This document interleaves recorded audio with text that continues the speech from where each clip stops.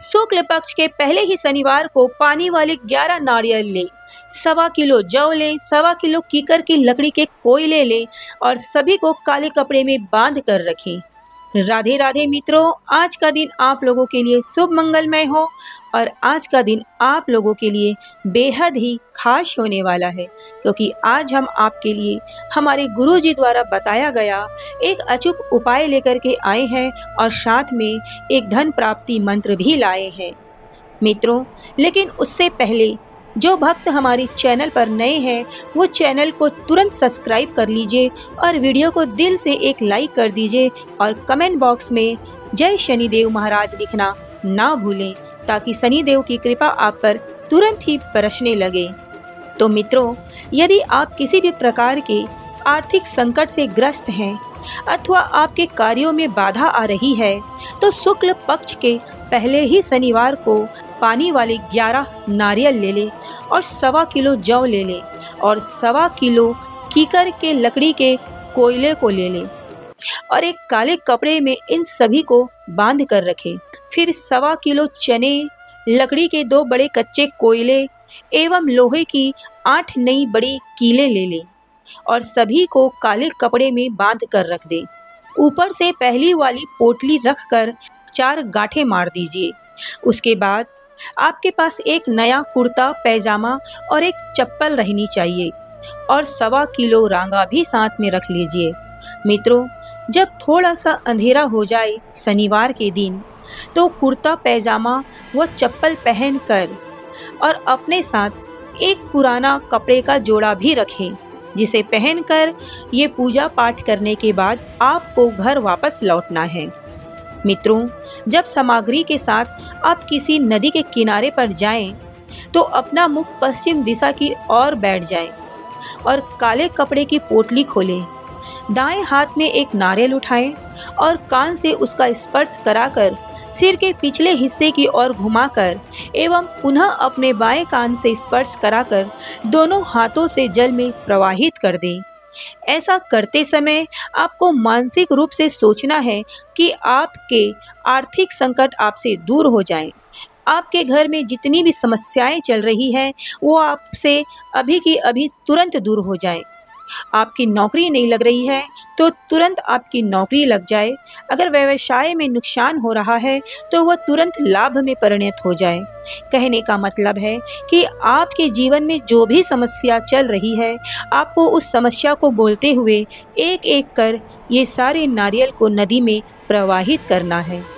मित्रों, उसके बाद बची हुई सामग्री भी आपको एक एक कर नदी में प्रवाहित कर देना है। उसके बाद आपने जो वस्त्र पहने हुए थे और जो चप्पल पहनी हुई थी उसे आपको वही नदी में ही छोड़ देना है और जो साथ में लेकर के कपड़े गए थे उसे पहनकर आपको घर वापस आना है। और ध्यान रखना है कि आपको घर वापस आते समय पीछे मुड़कर नहीं देखना है। इसी प्रकार यह प्रयोग आपको 8 शनिवार तक करना है। इसमें आपको वस्त्र तथा चप्पल केवल शनिवार को ही उतारने हैं। अंतिम शनिवार के अगले दिन अर्थात रविवार को ठीक 12 बजे एक नारियल से फिर से यह प्रक्रिया आपको करनी है, किंतु रविवार को नारियल सिर के पीछे से नहीं अपितु सिर के आगे हिस्से से घुमाते हुए 7 बार उतारना है और फिर दोनों हाथों से उस नारियल को नदी में प्रवाहित कर देना है। और फिर से आपको वही मनोकामना दोहराना है कि आपके जीवन की आर्थिक तंगी जो है वो दूर हो जाए, आपको धन की प्राप्ति हो, व्यापार में लाभ हो, आपकी नौकरी लगे, आपके घर का कलह दूर हो जाए। मेरा मतलब है कि आपको आपके जो भी समस्या है आपको वो सब दोहराना है और फिर नारियल को आपको नदी में बहा देना है और फिर आपको घर लौटते वक्त फिर से पीछे मुड़कर नहीं देखना है और प्रवेश करने से पहले आपको अपने हाथ मुंह धो लेने हैं। मित्रों, ये सारे उपाय हमारे गुरुजी द्वारा बताया गया है जो हम आपको बता रहे हैं।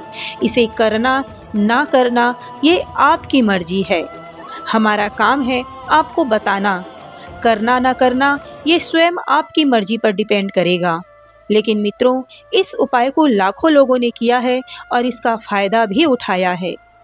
तो मित्रों, चलिए अब आज के मंत्र का स्मरण करते हैं, लेकिन उससे पहले हमारी वीडियो को दिल से एक लाइक कर दीजिए और चैनल को सब्सक्राइब करके रखिए, क्योंकि हम आपके लिए ऐसे उपाय और मंत्र लाते रहते हैं और लाते रहेंगे। और कमेंट बॉक्स में शनिदेव के नाम की हाजिरी जरूर लगा दीजिए, ताकि शनिदेव आज ही आप पर प्रसन्न हो जाए और अपना आशीर्वाद आप पर सदैव बरसाते रहें। तो एक बार प्रेम से बोलिए, जय शनिदेव महाराज। ओम काकध्वजाय विद्महे खड्गहस्ताय धीमहि तन्नो मंदः प्रचोदयात्। ओम काकध्वजाय विद्महे खड्गहस्ताय धीमहि तन्नो मंदः प्रचोदयात्।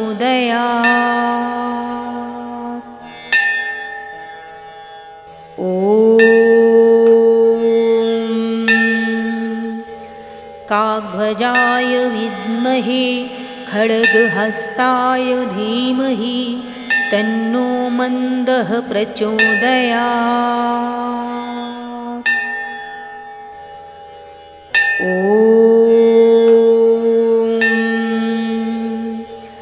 काकध्वजाय विद्महे खड्गहस्ताय धीमहि तन्नो मंदः प्रचोदयात्। ओम काकध्वजाय विद्महे खड्गहस्ताय धीमहि तन्नो मंदः प्रचोदयात्। ओम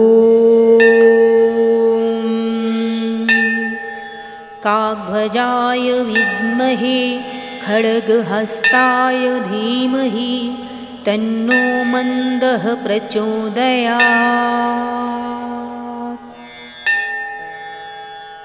ओम काकध्वजाय विद्महे खड्गहस्ताय धीमहि तन्नो मंदः प्रचोदयात्।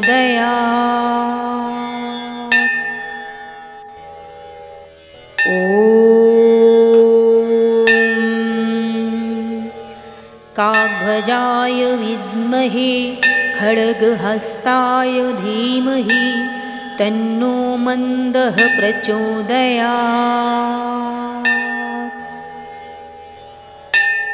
ओम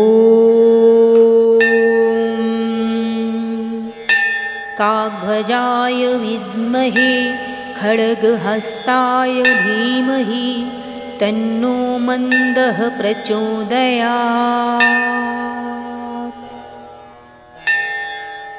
ओम काकध्वजाय विद्महे खड्गहस्ताय धीमहि तन्नो मंदः प्रचोदयात्।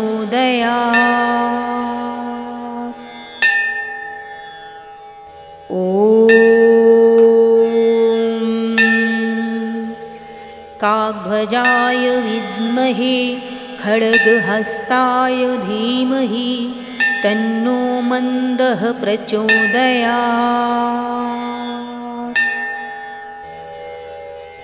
ओम काकध्वजाय विद्महे खड्गहस्ताय धीमहि तन्नो मंदः प्रचोदयात्। ओम काकध्वजाय विद्महे खड्गहस्ताय धीमहि तन्नो मंदः प्रचोदयात्। ओम काकध्वजाय विद्महे खड्गहस्ताय धीमहि तन्नो मंदः प्रचोदयात्। ॐ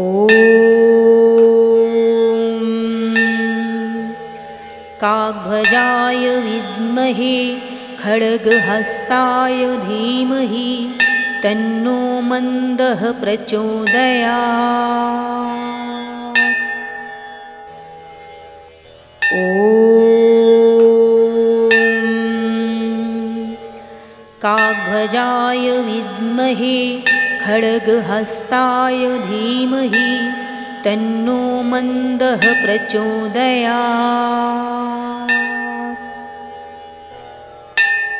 ॐ काकध्वजाय विद्महे खड्गहस्ताय धीमहि तन्नो मन्दः प्रचोदयात्। ॐ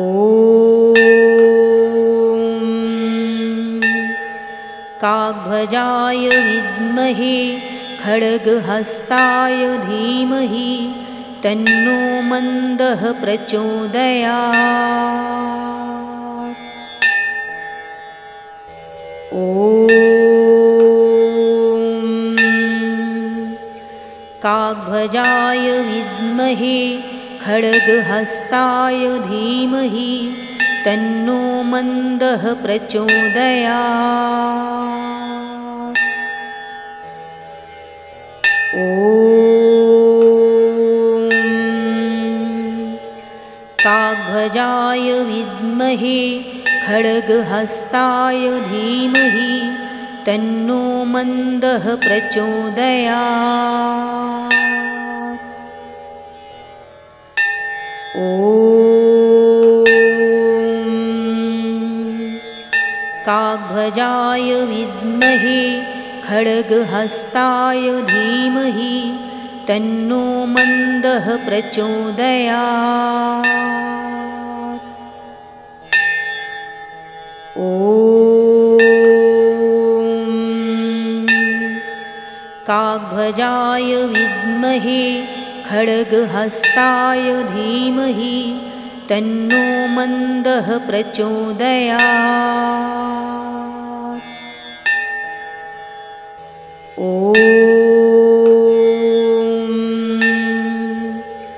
काकध्वजाय विद्महे खड्गहस्ताय धीमहि तन्नो मन्दः प्रचोदयात्।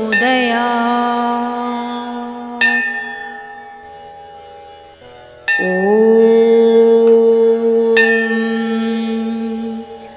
काकध्वजाय विद्महे खड्गहस्ताय धीमहि तन्नो मन्दः प्रचोदयात्।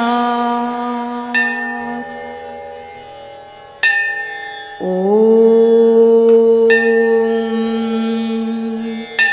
काकध्वजाय विद्महे खड्गहस्ताय धीमहि तन्नो मन्दः प्रचोदयात्। ॐ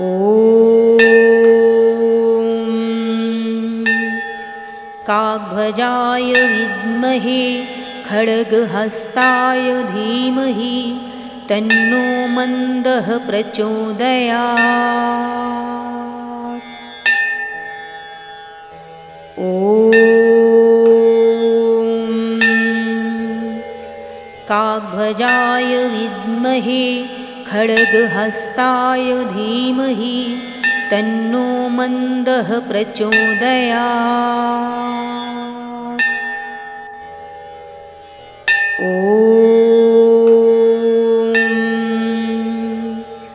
काकध्वजाय विद्महे खड्गहस्ताय धीमहि तन्नो मन्दः प्रचोदयात्।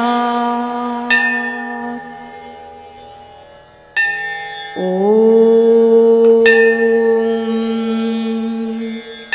काकध्वजाय विद्महे खड्गहस्ताय धीमहि तन्नो मन्दः प्रचोदयात्।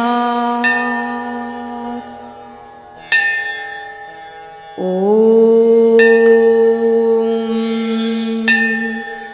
काकध्वजाय विद्महे खड्गहस्ताय धीमहि तन्नो मन्दः प्रचोदयात्। ॐ काकध्वजाय विद्महे खड्गहस्ताय धीमहि तन्नो मन्दः प्रचोदयात्। ॐ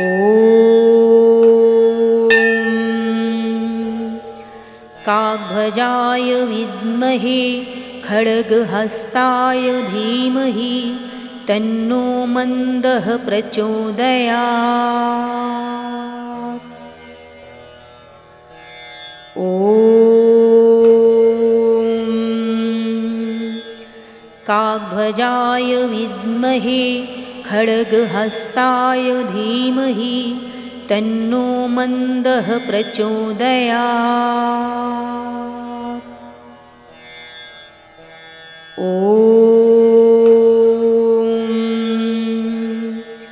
काकध्वजाय विद्महे खड्गहस्ताय धीमहि तन्नो मन्दः प्रचोदयात्।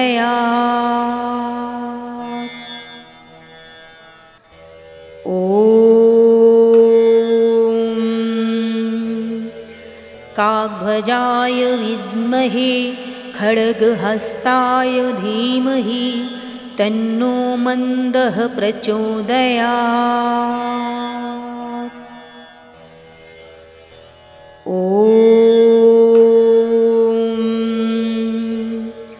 काकध्वजाय विद्महे खड्गहस्ताय धीमहि तन्नो मन्दः प्रचोदयात्।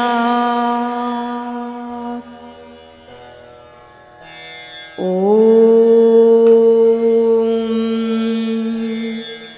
काकध्वजाय विद्महे खड्गहस्ताय धीमहि तन्नो मन्दः प्रचोदयात्।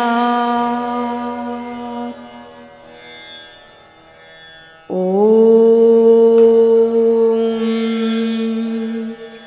काकध्वजाय विद्महे खड्गहस्ताय धीमहि तन्नो मन्दः प्रचोदयात्।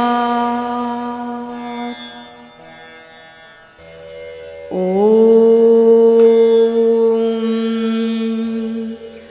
काकध्वजाय विद्महे खड्गहस्ताय धीमहि तन्नो मन्दः प्रचोदयात्।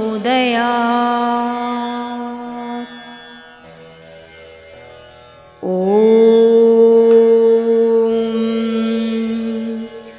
काकध्वजाय विद्महे खड्गहस्ताय धीमहि तन्नो मन्दः प्रचोदयात्।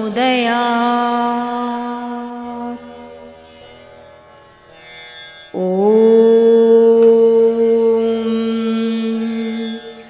काकध्वजाय विद्महे खड्गहस्ताय धीमहि तन्नो मन्दः प्रचोदयात्।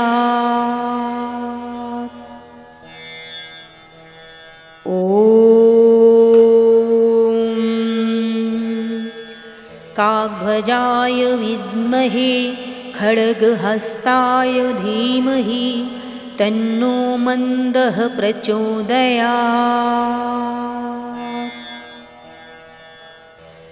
ॐ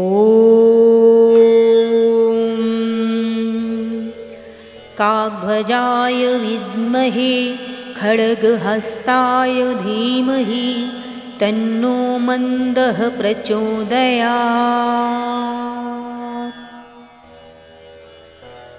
ॐ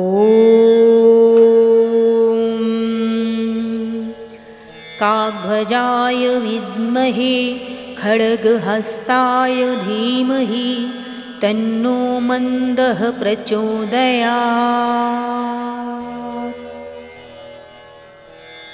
ॐ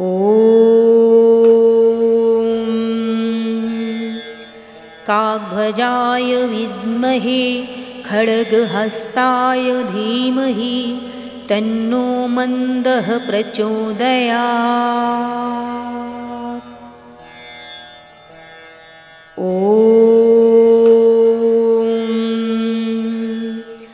काग्भजाय विद्महे खड्गहस्ताय धीमहि तन्नो मन्दः प्रचोदयात्।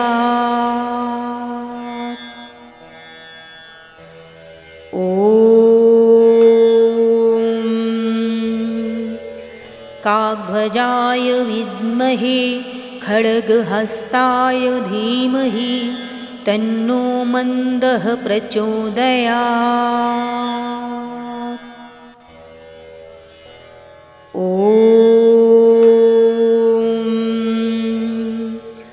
काग्भजाय विद्महे खड्गहस्ताय धीमहि तन्नो मन्दः प्रचोदयात्।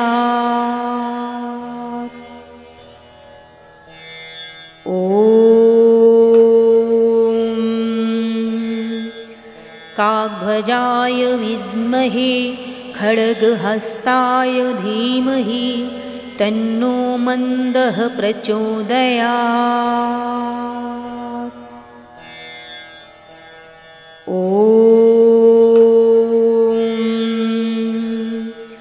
काग्भजाय विद्महे खड्गहस्ताय धीमहि तन्नो मन्दः प्रचोदयात्।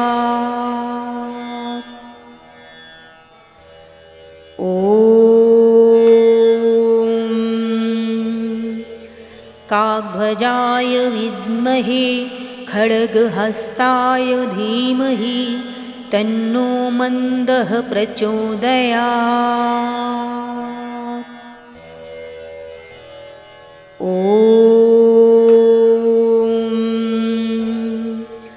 काग्भजाय विद्महे खड्गहस्ताय धीमहि तन्नो मन्दः प्रचोदयात्।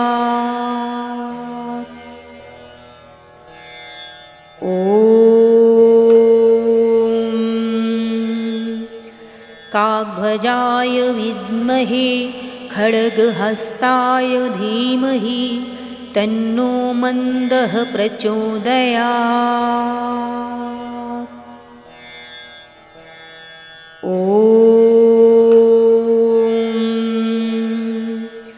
काग्भजाय विद्महे खड्गहस्ताय धीमहि तन्नो मन्दः प्रचोदयात्।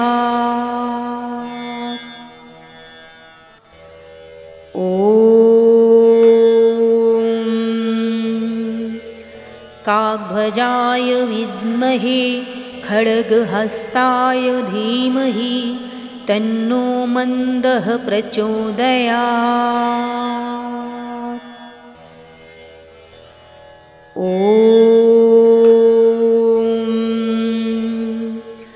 काग्भजाय विद्महे खड्गहस्ताय धीमहि तन्नो मन्दः प्रचोदयात्।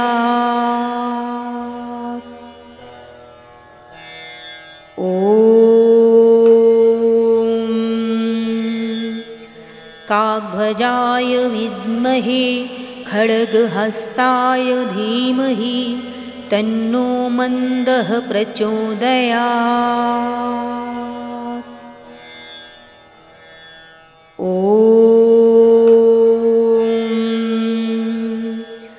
काग्भजाय विद्महे खड्गहस्ताय धीमहि तन्नो मन्दः प्रचोदयात्।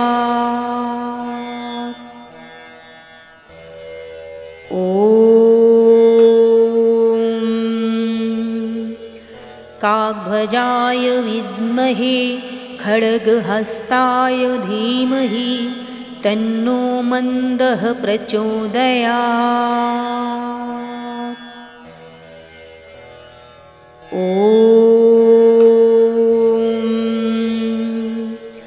काग्भजाय विद्महे खड्गहस्ताय धीमहि तन्नो मन्दः प्रचोदयात्।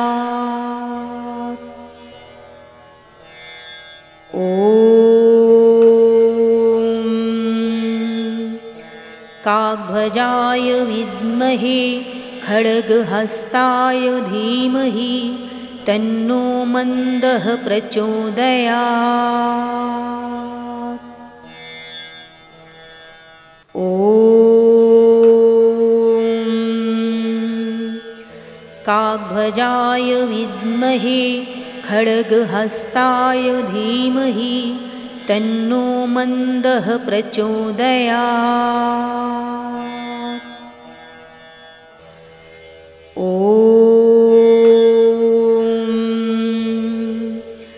काकध्वजाय विद्महे खड्गहस्ताय धीमहि तन्नो मन्दः प्रचोदयात्। ॐ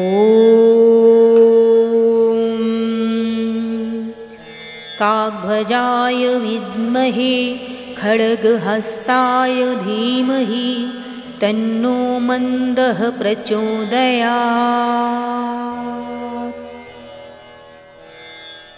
ॐ काकध्वजाय विद्महे खड्गहस्ताय धीमहि तन्नो मन्दः प्रचोदयात्। ॐ काकध्वजाय विद्महे खड्गहस्ताय धीमहि तन्नो मन्दः प्रचोदयात्। ॐ काकध्वजाय विद्महे खड्गहस्ताय धीमहि तन्नो मन्दः प्रचोदयात्। ॐ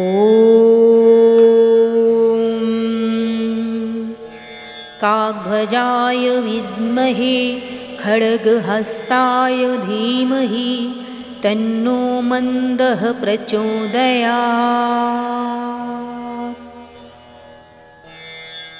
ॐ काकध्वजाय विद्महे खड्गहस्ताय धीमहि तन्नो मन्दः प्रचोदयात्। ॐ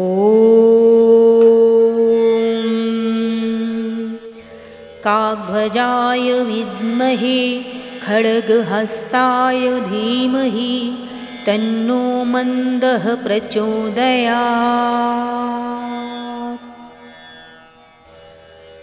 ॐ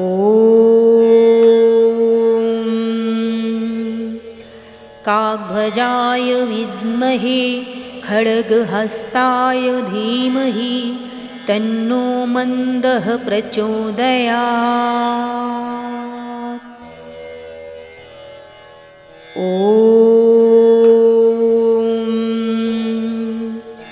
काकध्वजाय विद्महे खड्गहस्ताय धीमहि तन्नो मन्दः प्रचोदयात्। ॐ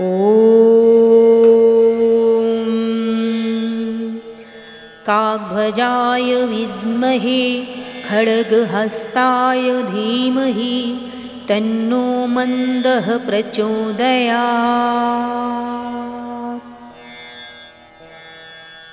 ॐ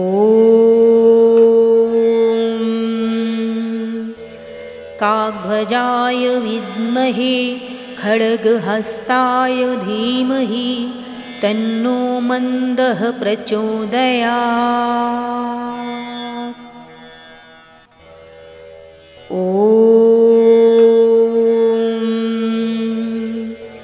काकध्वजाय विद्महे खड्गहस्ताय धीमहि तन्नो मन्दः प्रचोदयात्।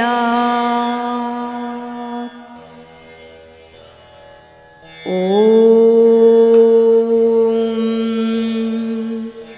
काकध्वजाय विद्महे खड्गहस्ताय धीमहि तन्नो मन्दः प्रचोदयात्। ॐ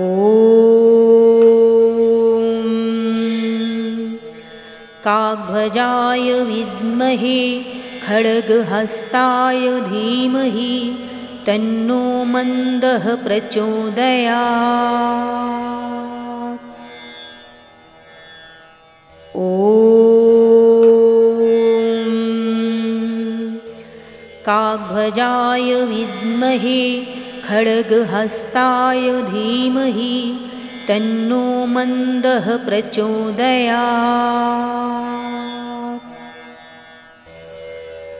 ॐ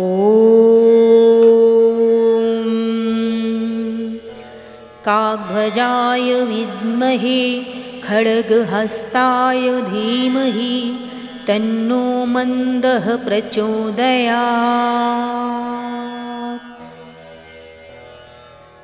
ॐ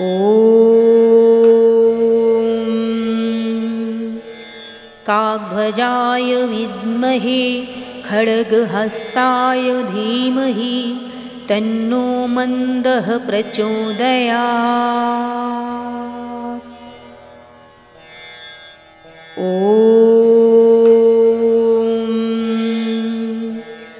काकध्वजाय विद्महे खड्गहस्ताय धीमहि तन्नो मन्दः प्रचोदयात्।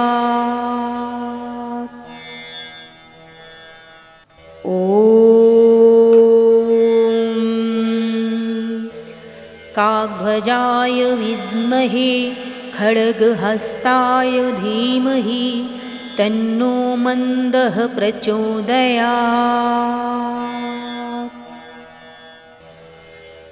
ॐ काकध्वजाय विद्महे खड्गहस्ताय धीमहि तन्नो मन्दः प्रचोदयात्।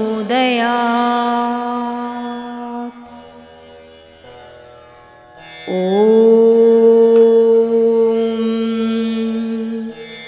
काकध्वजाय विद्महे खड्गहस्ताय धीमहि तन्नो मन्दः प्रचोदयात्। ॐ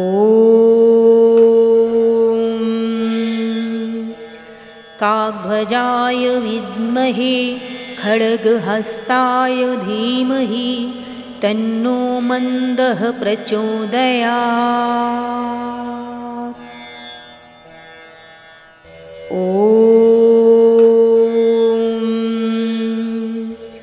काकध्वजाय विद्महे खड्गहस्ताय धीमहि तन्नो मन्दः प्रचोदयात्।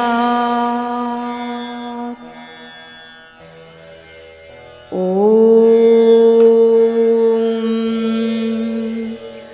काकध्वजाय विद्महे खड्गहस्ताय धीमहि तन्नो मन्दः प्रचोदयात्।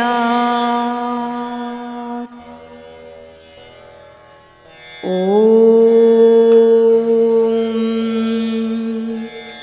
काकध्वजाय विद्महे खड्गहस्ताय धीमहि तन्नो मन्दः प्रचोदयात्।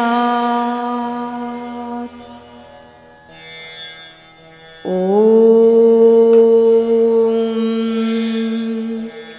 काकध्वजाय विद्महे खड्गहस्ताय धीमहि तन्नो मन्दः प्रचोदयात्। ॐ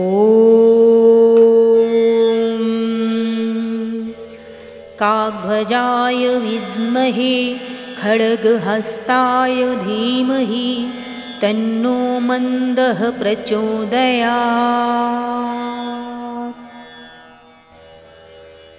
ॐ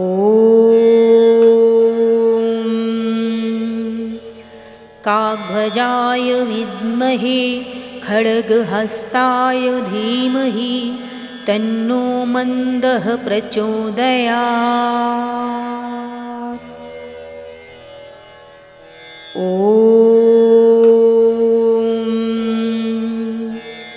काकध्वजाय विद्महे खड्गहस्ताय धीमहि तन्नो मन्दः प्रचोदयात्। ॐ काकध्वजाय विद्महे खड्गहस्ताय धीमहि तन्नो मन्दः प्रचोदयात्। ॐ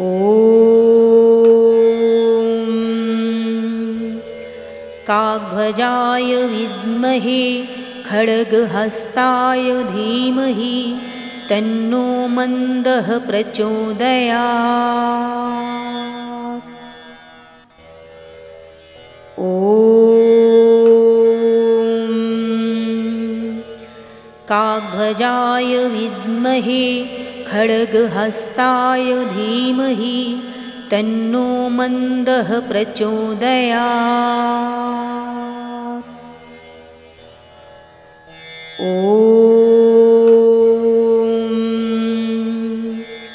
काकध्वजाय विद्महे खड्गहस्ताय धीमहि तन्नो मन्दः प्रचोदयात्।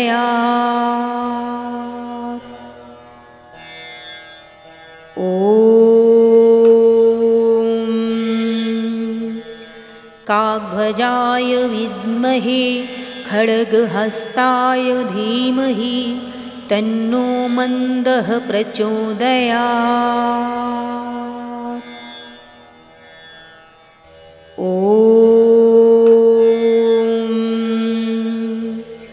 काकध्वजाय विद्महे खड्गहस्ताय धीमहि तन्नो मन्दः प्रचोदयात्।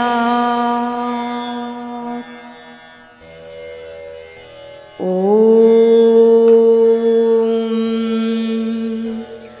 काकध्वजाय विद्महे खड्गहस्ताय धीमहि तन्नो मन्दः प्रचोदयात्। ॐ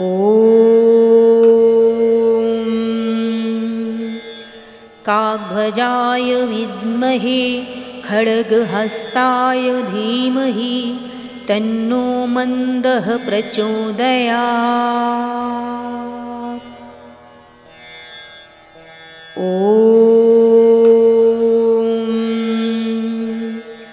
काकध्वजाय विद्महे खड्गहस्ताय धीमहि तन्नो मन्दः प्रचोदयात्।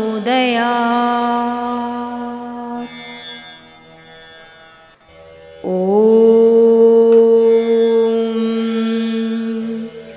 काकध्वजाय विद्महे खड्गहस्ताय धीमहि तन्नो मन्दः प्रचोदयात्।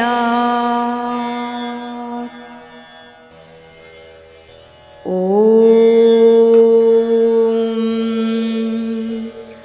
काकध्वजाय विद्महे खड्गहस्ताय धीमहि तन्नो मन्दः प्रचोदयात्। ॐ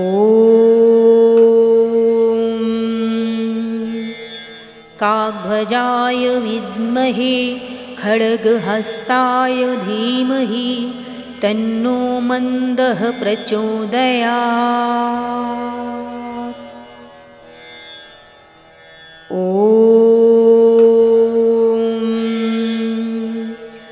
काकध्वजाय विद्महे खड्गहस्ताय धीमहि तन्नो मन्दः प्रचोदयात्। ॐ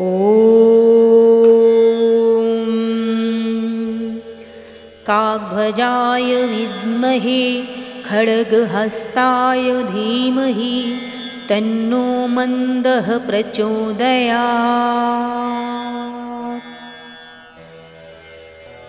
ॐ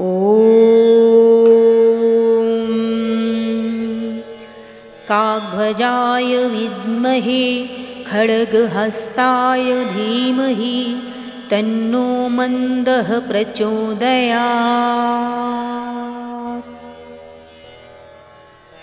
ॐ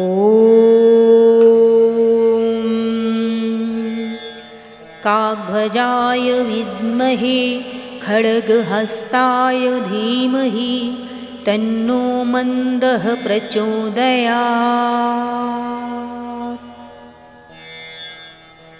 ॐ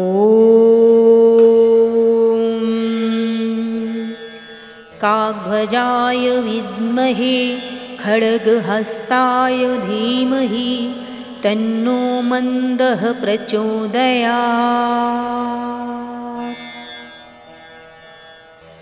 ॐ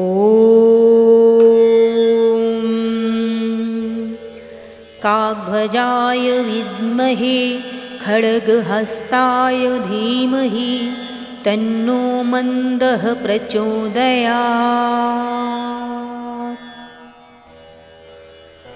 ॐ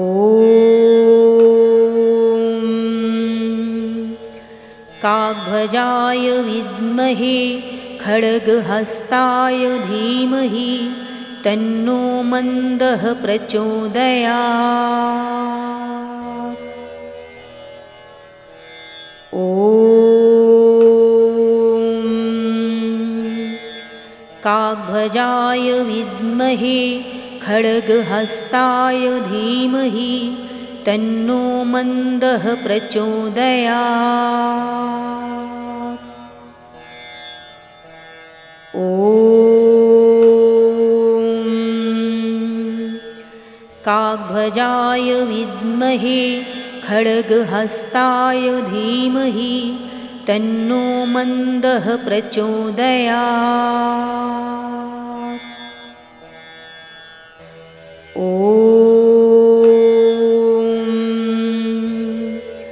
काग्भजाय विद्महे खड्गहस्ताय धीमहि तन्नो मन्दः प्रचोदयात्।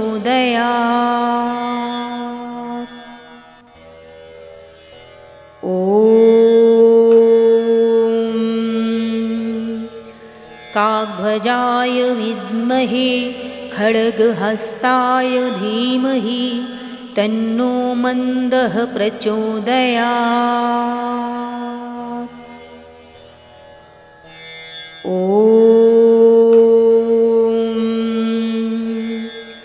काग्भजाय विद्महे खड्गहस्ताय धीमहि तन्नो मन्दः प्रचोदयात्। ॐ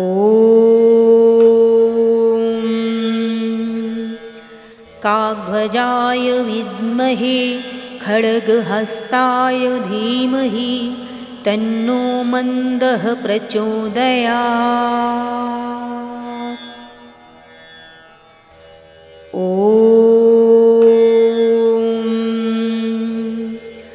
काग्भजाय विद्महे खड्गहस्ताय धीमहि तन्नो मन्दः प्रचोदयात्।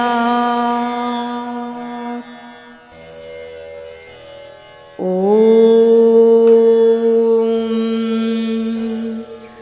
काग्भजाय विद्महे खड्गहस्ताय धीमहि तन्नो मन्दः प्रचोदयात्। ॐ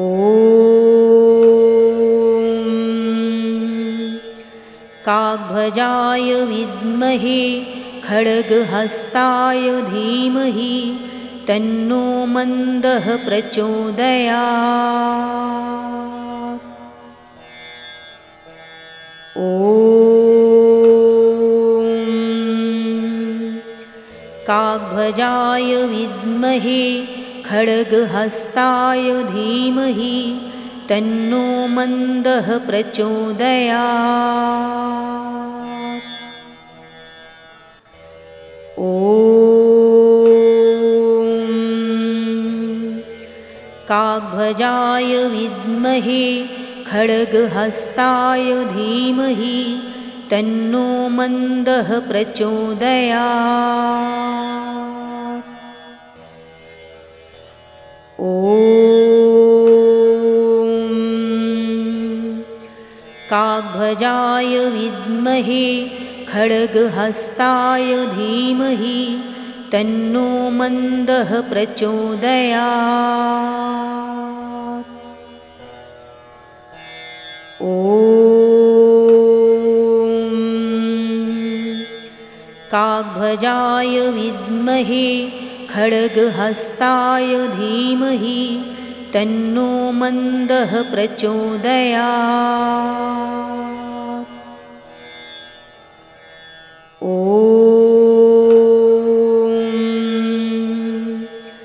काकध्वजाय विद्महे खड्गहस्ताय धीमहि तन्नो मन्दः प्रचोदयात्। ॐ काकध्वजाय विद्महे खड्गहस्ताय धीमहि तन्नो मन्दः प्रचोदयात्।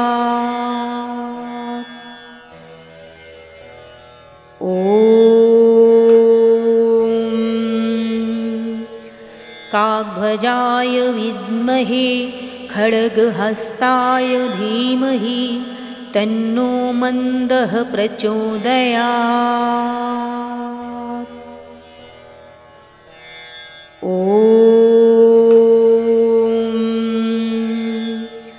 काकध्वजाय विद्महे खड्गहस्ताय धीमहि तन्नो मन्दः प्रचोदयात्।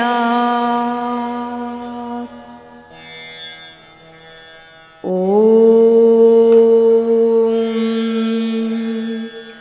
काकध्वजाय विद्महे खड्गहस्ताय धीमहि तन्नो मन्दः प्रचोदयात्। ॐ काकध्वजाय विद्महे खड्गहस्ताय धीमहि तन्नो मन्दः प्रचोदयात्। ॐ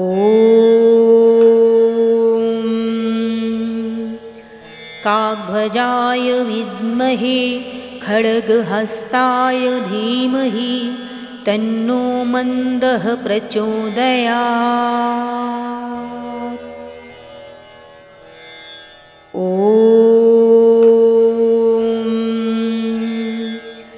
काकध्वजाय विद्महे खड्गहस्ताय धीमहि तन्नो मन्दः प्रचोदयात्।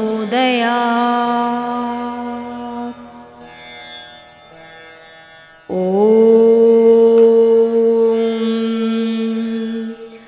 काकध्वजाय विद्महे खड्गहस्ताय धीमहि तन्नो मन्दः प्रचोदयात्। ॐ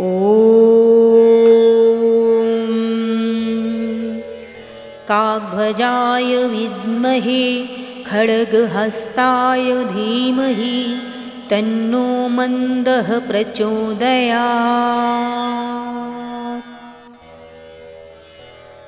ॐ काकध्वजाय विद्महे खड्गहस्ताय धीमहि तन्नो मन्दः प्रचोदयात्। ॐ काकध्वजाय विद्महे खड्गहस्ताय धीमहि तन्नो मन्दः प्रचोदयात्। ॐ काकध्वजाय विद्महे खड्गहस्ताय धीमहि तन्नो मन्दः प्रचोदयात्।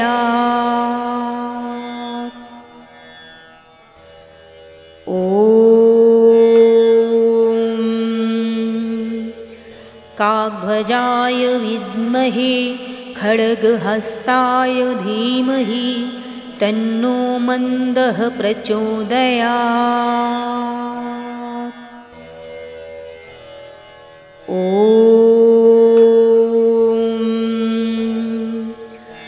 काकध्वजाय विद्महे खड्गहस्ताय धीमहि तन्नो मन्दः प्रचोदयात्।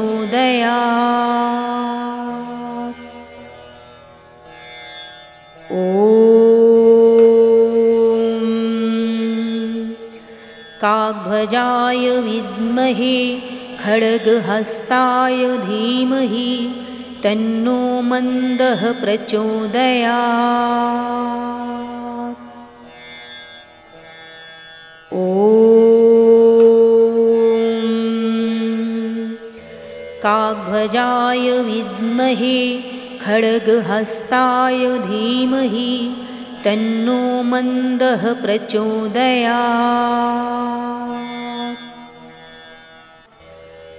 ॐ